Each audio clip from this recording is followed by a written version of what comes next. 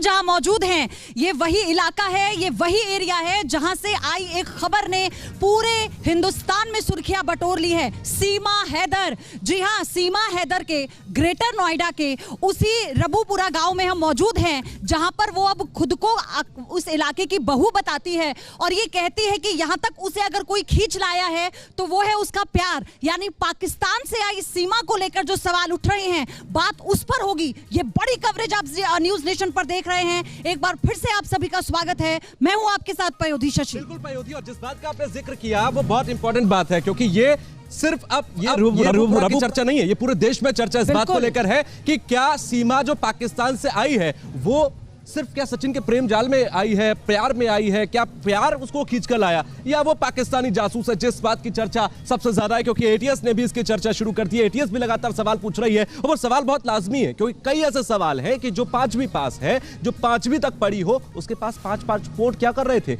वो इलीगली 4 बच्चों के साथ नेपाल की सीमा पार करके हिंदुस्तान में कैसे आ गई? पूरा पैनल हमारे साथ है, और ना सिर्फ पैनल बल्कि हमारे साथ वो लोग भी मौजूद हैं जो सीमा और सचिन को जानते हैं, सीमा को कुछ दिनों से और सचिन को शायद बचपन से जानते होंगे। वो बता पाएंगे कि क्या सचिन आराम से बड़े प्यार से ही फंस गया और हनी ट्रैप हो गया।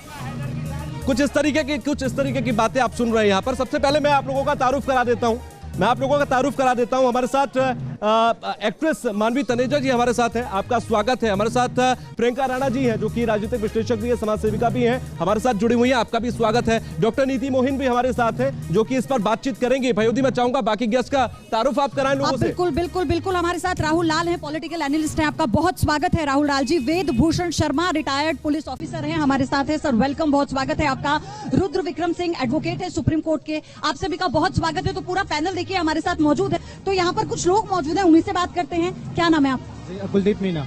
कुलदीप जी, आपने देखा सीमा हैदर? जी मैंने देखा। कब से यहाँ रह रही थी सचिन के साथ? मैम ये तो जब मतलब हमको तो जब हमारे एरिया को तभी पता चला था जब ये पुलिस केस हुआ था, जब उन्होंने को पुलिस ने उठाया था, तो फिर ये हमें तभी पता चला था। बाकी यहाँ पर पहले से कब से थी क्या था वो हमें। अच्छा, आपको एक बार भी महसूस हुआ कि दूसरे मुल्क की हो सकती है, पाकिस्तान से आ सकती है? नहीं, ये तो दूसरा मुल्क और फिर पाकिस्तान का तभी पता चला था जब ये पता चला कि ये जब मतलब पुलिस में ये सारा मामला आया है, तभी हमको सारा कुछ पता चला था। उससे पहले किसी को कोई जानकारी नहीं थी। अच्छा, तो यहाँ पर उसने कहा, सीमा हैदर बार बार अपने हर इंटरव्यू में कहती है कि जो इलाके के लोग हैं, गाँव के लोग हैं, अब उसको बहू मान चुके हैं। तो क्या ऐसा है कि सब लोगों ने उसे एक्सेप्ट कर लिया? मैम तो सभी का तो मतलब अपना अपना अलग अलग सबकी परसेप्शन है कि कौन उसको बहू मान रहा है, कौन किसी क्या मान रहा है। बट सही है, जिन लोगों ने उसको, जो लोग उसको बहू मान रहे हैं या जो थोड़ा बहुत गिफ्ट दे रहे हैं, तो वो उनके अपनी अपनी अलग अलग सबकी सोच है। वेद भूषण जी मेरे साथ है, वो ज्यादा बेहतर तरीके से इस बात को बता सकते हैं। मैं चाहूंगा सबसे पहले जो गेस्ट हमारे साथ यहाँ पर जुड़े उनके लिए तालियां बजा दी जाए। सभी लोग तालियां बजा दें और घर बैठकर आप भी ताली बजा दें, क्योंकि इस वक्त इतनी तेज गर्मी है इस वक्त यहाँ पर रबूपुरा में। हालांकि इस टॉपिक की चर्चा तो जितनी गर्म है उससे ही ज्यादा यहाँ पर इस वक्त सूर्यदेव में मेहरबान है। तो आप लोगों के लिए बहुत बहुत धन्यवाद कि आप लोग हमारे शो में आए। वेद भूषण जी, सीधी सी बात एक है, जिस बात का वो जिक्र कर रहे थे कि सीमा ही नहीं, ऐसे पता नहीं कितनी सीमाएं हैं हिंदुस्तान के अंदर जो कि आती है, सिर्फ सीमा की चर्चा की। देखिए, तमाम रबूपुरा के मेरे साथी खड़े हुए हैं। रबूपुरा के लिए मशहूर है, बड़ी पुरानी कहावत है, रबूपुरा की पैंठ में तू किसका फूफा रे। तालियां एक बार जोर से रबूपुरा के लिए। ये बड़ी मशहूर कहावत है, पूरे वेस्टर्न यूपी के अंदर रबूपुरा की पैंठ में तू किसका फूफा रे। सीमा हैदर इस रबूपुरा की बहू बनकर आई थी, पर अब वो बड़े लंबे टाइम तक उनको कानूनी प्रक्रियाओं से निकलना पड़ेगा। दोबारा उनको पुलिस जरूर अरेस्ट करेगी, क्योंकि उन्होंने जिस तरह से सीमा ने, उसके हस्बैंड ने, सचिन ने जो फोर्स डॉक्यूमेंट तैयार किए थे उसमें 10 साल की सजा का प्रोविजन है। सचिन को भी जेल जाना होगा, क्योंकि सचिन ने उसको इसी घर में शरण दी थी और फोर्स डॉक्यूमेंट पर आई थी। दूसरा, वो इस गांव की बहू नहीं है, क्योंकि बहू हिंदू मैरिज एक्ट के हिसाब से इस गांव की बहू नहीं है। आप कितना भी कहते रहे कि बहू है। मैं आपके सवाल को लेकर रुद्र विक्रम साहब के साथ जाऊंगा। रुद्र विक्रम साहब, कानून क्या कहता है? इस देश की नागरिकता, किसी भी देश की कोई भी लड़की अगर शादी इस देश के लड़के से करती है तो क्या वो यहाँ की नागरिकता पा लेती है? क्या ये कानून कहता है? क्योंकि 3 तरीके से नागरिकता मिल सकती है, क्या उसमें ये फिट होता है पूरा? नहीं, देखिए, नागरिकता तो उसको भी नहीं मिलेगी, बहुत लंबा प्रोसेस है। और लंबा प्रोसेस ऐसे भी है कि जब एक शादी, जब उसकी जब तक तलाक नहीं हो जाता तो ना तो शरीयत के हिसाब से, इसलिए भी पूछा क्योंकि इलीगल तरीके से उसने एंट्री, मैं वही बात बता रहा हूँ कि एक तो शरीयत के हिसाब से भी उसकी शादी वैलिड नहीं होती, दूसरा जो इंडियन कानून है उसके हिसाब से भी शादी वैलिड नहीं होगी, और जब तक वो प्रॉपर वीजा लेके नहीं आ जाती तब तक शादी तो वैलिड नहीं होगी। देखिए, शादी वाला मुद्दा अगर हम मानते हैं तो शादी तो वैलिड नहीं होगी, यानी कि वैलिड नहीं होगी। यहाँ के लोगों का जो कहना है कि यहाँ की बहू है, रबुपुरा की बहू है, कुछ लोगों का मानना है। पयोधी बात करिए इस बारे में। कुछ और लोग भी हमारे साथ यहाँ पर मौजूद हैं। आपको लगता है कि अगर अभी कानूनन वो शादी करती तो वो बहू मानी जाती, लेकिन जानकारी तो ये भी है कि जिस नेपाल के पशुपति मंदिर में शादी करने की जानकारी मिली थी, वहाँ पर ऐसी कोई जानकारी टीम को नहीं मिली है कि इन्होंने शादी की है। अभी बहू नहीं है, नहीं अभी नहीं है। जब तक एटीएस की और जब तक शादी नहीं होगी हिंदुस्तान के अंदर, जब तक बहू नहीं है। तो एटीएस की जांच तो होनी चाहिए ना, पक्का होनी चाहिए। एटीएस हो रही क्या अब तक? इतने दिन हो गए, इतने पहले से आके यहाँ रह रही है इंडिया में। ऐसे तो कोई भी आएगा रह जाएगा अलीगल तरीके से, हम भी रह सकते हैं। हमें कोई अलाउ क्यों नहीं करता आउट ऑफ कंट्री में? इंडिया में ऐसे कोई कहीं से आके कहीं भी रह जाएगा? जल्दी 3 और अगर दूषित कहीं सड़ जा। जी राहुल लाल जी, सवाल यहाँ पर ये भी इनका वाजिब है, सवाल केंद्र सरकार से भी उठ रहा है। सवाल ये है कि एक महिला नेपाल के जरिए फर्जी पासपोर्ट, उसका जो डेट ऑफ बर्थ है उसके पास कई सर्टिफिकेट हैं, हिंदुस्तान में दाखिल हो जाती है, हमारी एजेंसियों को पता भी नहीं चलता। देखिए, केंद्रीय जो तमाम सुरक्षा एजेंसियां हैं वो उनकी चूक हुई है। ये सुरक्षा चूक का बड़ा मामला मानता हूं मैं। इसलिए जो ये आरोप लग रहा है उन आरोपों को मैं बिल्कुल, वो आरोप गंभीर आरोप है। दूसरी चीज, मैं एक चीज कहना चाहूंगा, कल अगर ओसामा बिन लादेन की बेटी अगर देश के किसी हिस्से में जय श्री राम का नारा लगाते हुए, पबजी खेलते हुए किसी घर में बहू होने का दावा कर दे, तो क्या उसे भारत की बहू मान लिया जाएगा? इसके चेहरे पर लिखा होता है कि पाकिस्तानी है, बिन लादेन की बेटी है। चेहरे से कैसे बताओगे आप? चेहरे से नहीं, मैं तो कह रहा हूँ, आपको पता है ना, आपको इस पूरे प्रकरण में स्थितियां पता है कि नहीं? एफआईआर दर्ज हुई है, जांच हो रही है, अरेस्ट हो चुके हैं, अदालत से बेल पर है। मुझे राहुल जी एक मिनट, इलीगल तरीके से वो आई है, इलीगल तरीके से आई है, और 5वीं पास अगर सिर्फ पढ़ी, 5वीं पास अगर पढ़ी हुई है सीमा, तो वो कैसे इलीगल तरीके से आ गई? इतना आसान नहीं। देखिए, इस मामले में बहुत सारे किंतु परंतु मौजूद हैं। वो देखिए, जो तमाम उनके पहले के दावे और वादे थे और जो एजेंसियों के सामने में चीजें आ रही हैं, वो जिस तरह से फेस कर रही है, वो 5वीं पास वाली कोई स्थिति नहीं दिख रही है। कराची से भी हमारे सहयोगी जुड़े हैं, मैं चाहूंगी हमारे पैनल पे जो सहयोगी हैं राहुल की, वो कनेक्ट करें और उन तक अगर मेरी आवाज पहुंचा रही है तो जरा बताएं वहां के लोग क्या कह रहे हैं। मिली जुली राय है। मैं आपके पास आ रही हूँ कराची। जी, मैं आमिर शेख बात कर रहा हूँ कराची से। मैं सख्त धनी बख्श रोड में मौजूद हूँ। ये इलाका है, इस इलाके में ये फैमिली कोई 30-40 साल से रह रही है, ठीक है। और यहाँ पे एक मिला जुला रुझान है। कोई यहाँ पे ऐसा, ये जो इतनी बातें हो रही हैं कि ये एजेंट है या कुछ नहीं, ऐसा नहीं है। 5वीं पास से लड़की है और एक अब आप ये जानकारी करना बहुत जरूरी है कि वो इतने बड़ा स्टेप कैसे उठा सकती है 4 बच्चों के साथ। हाँ। क्योंकि एक आम आदमी भी अगर कोई वीजा लेने के लिए जाता है या कोई इस तरह के प्रोसेस में जाता है, तो उसके लिए उसको बड़ी मेहनत करना पड़ती है। मुझे एफआरसी चाहिए, मुझे जो है ना बैंक स्टेटमेंट चाहिए, मुझे ये एक आम आदमी की जो होती है, क्या नाम है, जरूरत है।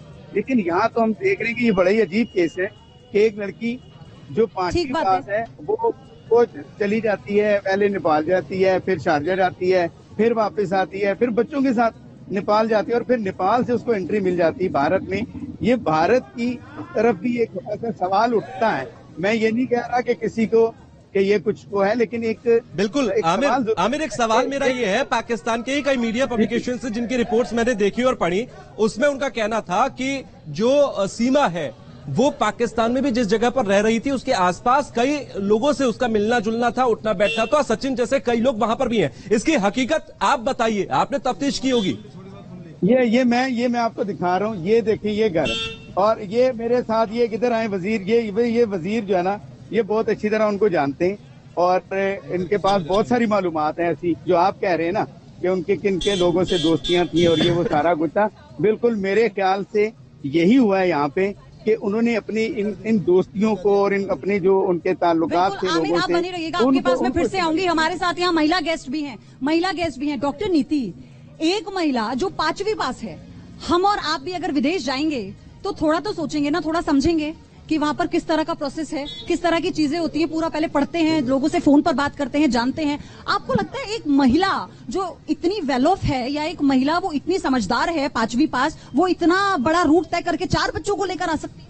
देखिए, ये पबजी के बहाने जो लफ्जी हो रहा है, पबजी का जो पूरा प्यार का प्रकरण है ये एटीएस के रडार में आ चुका है। ये सीमा सचिन के प्रेम की दीवानी है या जासूस पाकिस्तानी है वो तो एटीएस की रिपोर्ट बता देगी। लेकिन यहाँ पे रघुपतपुरा के मेरे जितने लोग बैठे हैं मैं इनको बोलती हूँ कि एटीएस से सबसे ज्यादा काम, एटीएस का आधा काम तो आप मीडिया बंधुओं ने किया है जो उसकी एक एक रिपोर्ट सामने आई है। 5वीं क्लास की आपके घर में भी बेटियां होंगी, क्या वो इतना अच्छा डायलेक्ट बोल सकती हैं, इतनी अच्छी इंग्लिश बोल सकती हैं, इतनी अच्छी हिंदी बोल सकती हैं, इतनी अच्छी सिंधी बोल सकती हैं? साथ में 4 बच्चों की माँ कहती है कि मैं सारे दिन पबजी खेलती थी, तो तू बच्चे कब पालती थी? सबसे बड़ा विषय है। और दूसरी बात, आप ये नहीं देख रहे हैं कि वहां से एक लड़की आई है और वहां पे आपके जो हिंदू भाई बंधु हैं, जो 2 या 3% हिंदू रह गए हैं पाकिस्तान में, उनके मंदिर जलाए जा रहे हैं। आपके ही मंदिर है वो, उन लोगों को बंदी बनाया जा रहा है, उन महिलाओं पे अत्याचार हो रहा है। कराची से आमिर लगातार हमारे साथ बने हुए हैं। आमिर, आप अभी बताइए, क्योंकि ये कहा जा रहा था कि उसके चाचा, उसका भाई पाकिस्तानी सेना में है, जिस बात से वो लगातार डिनाइंग मोड में थी। देखें, ये मैंने सारी मालूमात अभी ली हैं, ये मालूमात दुरुस्त नहीं है। अच्छा, वो जो लोग हैं, जैसे उसका शोहर है वो इधर है सऊदी अरब में है और वो एक अरबों के साथ काम करता है। दूसरा उसके चचा, मैंने यहाँ देखा, दर्जी का काम करते हैं। एक ने सब्जी की दुकान लगाई थी। अच्छा, अब भी आप जो बात कर रही थी कि बहुत ज्यादा, ये मैं जरा आपको बैकग्राउंड दिखाना चाहता हूँ कि ये देखें जरा इसका घर, ये देखें जरा गली, कि क्या ये गलती और ये घर इस चीज को साबित करता है कि वो कोई बहुत ज्यादा हाई फाई और ये मतलब वो इस तरह की लड़की हो सकती है। तो ये मैं जरा दिखाना चाहता हूँ कि ये घर है उसका, ये जहाँ पे रेंट पे रहती थी। अभी तक ये मीडिया ने नहीं दिखाया था। मीडिया वो घर दिखा रहा था जिसको वो बेच के, यानी 15 लाख में उसने प्लॉट खरीदा, उसने 12 लाख में बेचा और सिर्फ 10 लाख रुपए लेकर गई। 2 लाख रुपए अभी भी इन लोगों के ऊपर है उसके, तो वो भी छोड़ के यहाँ से गई है। तो अब मुझे नहीं समझ आ रहा कि अब इसको आप किस तरह से देंगे। मेरी नजर में ये है कि अब उससे अगर इस्तेमाल किया या उसने लोगों को इस्तेमाल किया और अपनी एक लव स्टोरी को वो, जैसे अभी इन्होंने कहा पब स्टोरी लव स्टोरी हो रही है, तो अगर ये पब स्टोरी लव स्टोरी हो रही है तो वो उसको वो मुकम्मल कर रहे हैं। तो यानी कि पयोधी, आमिर की बात सुनकर एक बात तो साफ है कि गुत्थी सुलझ नहीं रही बल्कि उलझ रही है। पाकिस्तान में भी ऐसा नहीं है कि हिंदुस्तान आकर सवाल उठ रहे हैं, पाकिस्तान में उसके भागने के बाद सवाल उठ रहे हैं। किसी का पैसा तो किसी को पहले ही वो लगातार ट्रैप कर रही थी और यहाँ पर भाग आई है। सबसे बड़ा सवाल है सर, सीमा सचिन के बारे में आप जानते हैं? हाँ बिल्कुल जानते हैं, हालांकि मैं गेस्ट हूँ आपके साथ ही, लेकिन आप पूछे, क्या पूछना चाहते हैं? मेरा सवाल सीधा ये है कि क्या आपको लगता है कि सीमा की बातों में सच्चाई है? जो सवाल उसे किए जा रहे हैं वो बहुत फ्लुएंटली ये कह रही है कि मैं तो सचिन के प्यार में चली। देखिए, 2 बातें हैं, एक भावनाएं हैं और एक कानून है। कोई आदमी मर्डर कर दे और करने के बाद कहे कि जनाब मेरे 2 बच्चे हैं छोटे छोटे, माफ कर दो। भावनाओं के साथ बिल्कुल जो कानून है वो अपना काम करेगा और वो एक दिन जाएगी। आप मुझे ये बताइए कि अगर यहाँ की लड़की पाकिस्तान चली जाती, क्या इस तरह बेल पे होती? वो मार देते अब तक कभी का उसका। तो यहाँ तो एज पर लॉ प्रोसीजर जो कह रहा है उसके हिसाब से काम हो रहा है। कानून के आगे भावनाएं नहीं चलेंगे। कानून जिस तरीके से बुलाता है भारत में, आप उस तरीके से आइए, आपका स्वागत होता। लेकिन अगर आप कानून को धत्ता बताकर आए हैं तो आपका स्वागत नहीं कर सकते। क्या आपको लगता है कि सीमा को यहाँ रहना चाहिए, वापस चले जाना चाहिए? यही रहना चाहिए। यही रहना चाहिए, क्यों? क्योंकि वो कोई जासूस नहीं है। अभी कोई जासूस नहीं है, ऐसा आपको क्यों लगता है? अभी तक तो निकली नहीं कोई जासूस। एटीआई ने पूछताछ की थी। अच्छा, एक बात बताइए, 5वीं पास एक लड़की वहां से 4 देशों 3 देशों के अंदर घूमते हुए आ जाती है, 5 पासपोर्ट। आपके पासपोर्ट कितने हैं? मेरे पासपोर्ट एक है ही नहीं। एक भी नहीं है, उसके पास 5 पासपोर्ट है। बच्चों के बता रही है वो। नहीं, उसके खुद के, और उसमें भी 2 पासपोर्ट में तो अलग अलग नाम है। अब आप कहेंगे कि वो जासूस नहीं है? नहीं, अभी तक तो निकला नहीं कोई।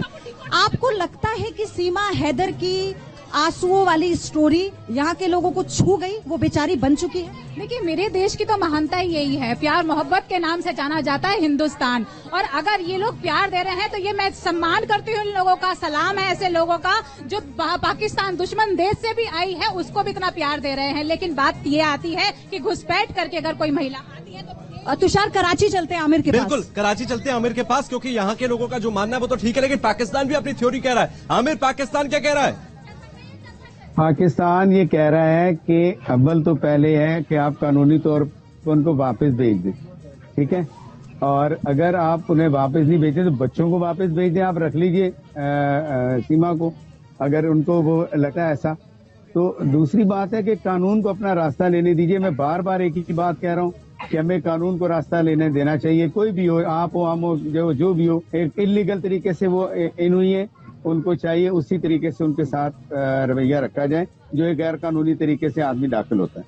मैं तो यहाँ पाकिस्तान के लोगों का भी यही कहना है, लेकिन यहाँ थोड़ा सा कह रहे हैं कि बच्चों की खातिर अगर वो वापस भेज दे इंडिया इनको सीमा को, तो ये ज्यादा बेहतर होगा। आमिर आमिर आमिर आमिर सीमा के पड़ोसियों से बात कीजिए। मैं आ रही हूँ आपके पास आ रही हूँ। कराची चलते हैं हमारे साथ जो है ना मंजूर साहब हमारे साथ है। मंजूर साहब 1 मिनट आए। ये मालिक मकान है यहाँ के ना, जिनके पास वो रहती रही, ठीक है। ये मैंने इनसे पूरी बात की है, मैंने इनसे पूछा हमने कि क्या आप इनसे बात करना चाहें तो आप इनसे भी बात कर सकते हैं। बात कराऊं आपकी? हेलो जो आपके पास रह रही थी, क्या कभी आपने देखा कि कोई किसी लोग, हाँ जी, ये मैं इनसे बात कर रहा हूँ, क्या कभी हमने देखा कि कोई किसी से उनके ताल्लुक हो, कोई लोग उनके पास आते हो या क्या ऐसा कोई? नहीं, इसके इधर तो कोई भी नहीं आता। उसका रिश्तेदार तो आता था, भाई था, उसकी बहन थी, कभी कभी उसका चाचू था। जी। और बंदा मैंने नहीं देखा। ये देखें, उसके अलावा उसका कोई भी यहाँ पे देखे ना, ये इनके पास गुज़िश्ता 3 साल से इनके घर में रह रही है। तो इनके घर में अगर ये मालिक मकान है, अगर कोई एक्स्ट्रा करिकुलर एक्टिविटी होती तो इनको अंदाजा तो होता कि भाई ये मेरे घर में कोई आ रहा है तो ये क्यों रखते अपने घर में। तो ये एक बड़ा अहम सवाल है। मैंने इसीलिए सबसे इम्पोर्टेंट आदमी आपसे मिलवाया कि ये बराह रास्त उनके साथ जो है ना राब्ते में रहते थे, और उनके जो पति पैसे बेचता था तो ये पैसे भी उनके जाके लेकर आते थे। सवाल ये भी है जी कि सीमा को लेकर कई तरह की बातें पाकिस्तानी मीडिया में कही जा रही हैं। ये कहा जा रहा है कि उसके और भी उसने फ्रेंड रिक्वेस्ट जो भेजी थी, पाकिस्तान के कुछ लोग भी थे जिनको उसने फ्रेंड रिक्वेस्ट भेजी है, वो लगातार सबसे संपर्क में थी, पैसा उसने कुछ लोगों से दिया था। तो इसको लेकर कोई जानकारी मिल पाई है आपको लोगों से बात करने पर? मुझे जो जानकारी मिली है मैं वही बताने लगा हूँ कि 15 लाख रुपए का उसके मियाँ ने उसको मकान लेके दिया, वो 12 लाख में बेच दिया उसने। उसमें से 10 लाख रुपए लेके गई, 2 लाख रुपए तो अभी भी उसके रहते हैं यहाँ पे लोगों पे, ठीक है। तो आप ये कहेंगे किसी और के पैसे लेकर गई, ये तो मुझे भी यहाँ से नहीं मिला। दूसरी बात ये है, मैंने यहाँ पे एक वो दिलजीत राय हैं और वो दूसरे एक और हमारे हिंदू बरादरी से ताल्लुक रखने वाले, उनकी दुकान है जहाँ से वो अपने बच्चों के लिए चीजें लेकर आती थी, और ये भी बताया कि वो भाई कैश पैसे देती थी, कोई उधार भी नहीं करती थी।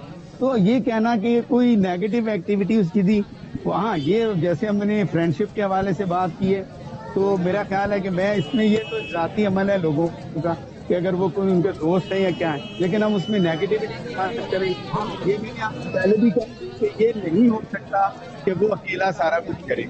यकीनन उसके साथ यहाँ से उसके किसी दोस्त ने, यहाँ से उसके जो कोई उसका करीबी होगा, उसने उसकी मदद की कि बच्चों के भी कार्ड बन गए, बच्चे भी बाहर चले गए, वो खुद भी 2 दफा बाहर चली गई, फिर नेपाल का बॉर्डर क्रॉस करना, तो और फिर उसके बाद ये देखें नेपाल से और इंडिया से जो राब्ते हुए वो भी तो इन्वेस्टिगेट होने चाहिए ना। फिर उसके बाद इंडिया में आके बेल, लेकिन आमिर बेल कैसे हो? आमिर, यहाँ पर तो एटीएस ये पता लगा रही है कि नेपाल में वो कौन सा ट्रेवल एजेंट था, कौन सी ट्रेवल एजेंसी थी जिसके जरिए वो यहाँ पर दाखिल हुई। पाकिस्तान से क्या उसने मदद ली वहाँ से निकलने पर?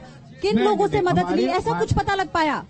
नहीं, मैंने अब बताया ना कि नेपाल से सचिन को कॉल की उसने, सचिन ने वहाँ के लोगों से कहा कि मेरी बीवी और बच्चे आ रहे हैं तो ये लेकर आए। ये मेरी अपनी जाती मालूमात है जहाँ से मैंने लोगों से, और यहाँ पे पाकिस्तान से अभी तक जो है ना ये चीज सामने नहीं आ सकी कि आखिर उनका कौन सा दोस्त था जो उनके लिए हेल्पफुल था, जिसने उसमें मदद की। तो ये एक थोड़ी सी इन्वेस्टिगेट करनी, और दूसरा प्यार मोहब्बत लव जो अभी पबजी लवजी जो भी चल रहा है, तो हमें उसमें कोई एतराज नहीं होना चाहिए, क्योंकि हम कल्चरली एक लोग हैं, लोग एक दूसरे से मिलते हैं। कई शादियां हो चुकी हैं इंडिया पाकिस्तान के लोगों में, ठीक है ना। तो अब आप ये नहीं कह सकते कि ये हर एक को एक क्या कहना चाहिए कि उसको कंस्पिरेसी के अंदर क्यों देखना शुरू कर देते हैं। मेरा ख्याल है कि इस पर थोड़ा सा होना चाहिए। बाकी मैंने आपसे कहा गया कि कानून के मुताबिक, जो कानून लैंड ऑफ लॉ है इंडिया का, उसके मुताबिक उस पर अमल होना चाहिए। अगर डिटेन किया है, डिटेन करने के बाद रिपोर्ट करना है। आप इसके अलावा तो और कोई रास्ता नहीं है ना। तो अगर अब किसी की ख्वाहिश में वहाँ पे आप रखना चाहते हैं एक शादीशुदा औरत को, मुझे लगता है भारत अपनाएगा। कॉन्फिडेंस देखिए तुषार उस लेडी का, 4 बच्चे जी, और 4 बच्चे उसके, और ये शादीशुदा औरत है। तो अगर आप वो कहें कि जी उसकी दूसरी शादी करा दें, तो ये तो हो ही नहीं सकता ना, पॉसिबल नहीं। उसको यहाँ से तलाक लेनी होगी, वो अपने अंदाज से फिर जिससे मर्जी करे वो शादी। तो ये चीज थोड़ी सी हमें देखनी चाहिए। सारे सवाल आपके पॉइंट ऑफ व्यू से ठीक होंगे, जो मैं यहाँ से करूंगा वो मेरे पॉइंट ऑफ व्यू से ठीक होंगे। मैंने फिर आपसे वही बात की कि ये आई विटनेस है, 3 साल मुसलसल इनके घर में रह रही, ठीक है ना। तो अब एक आदमी जब साथ रह रहा है, उसको उठना बैठना उसको पता होता है कि क्या करना है, क्या कर रही है, क्या नहीं कर रही है, ठीक है। तो जब वो एक बंदा गवाही दे रहा है इस तरह की कोई नहीं, तो मैं तो जो इन्वेस्टिगेशन की मैंने लोगों से पूछा, लोगों से मैंने बात की है, उसके अलावा अदर देन फैमिली, जैसे मिसाल के तौर पर उनके चचा हैं, वो जैसे उनकी सब्जी की दुकान है, उनकी मैंने कहा कि दर्जी की दुकान है, तो अभी ये और तरह की कंस्पेरेसी से होगा। एक गलत काम हुआ है, ये बिल्कुल इसका कानूनी तौर पे इसकी तहकीक होनी चाहिए और इस तहकीक के ऊपर जो है ना वो रिजल्ट आना चाहिए। मैं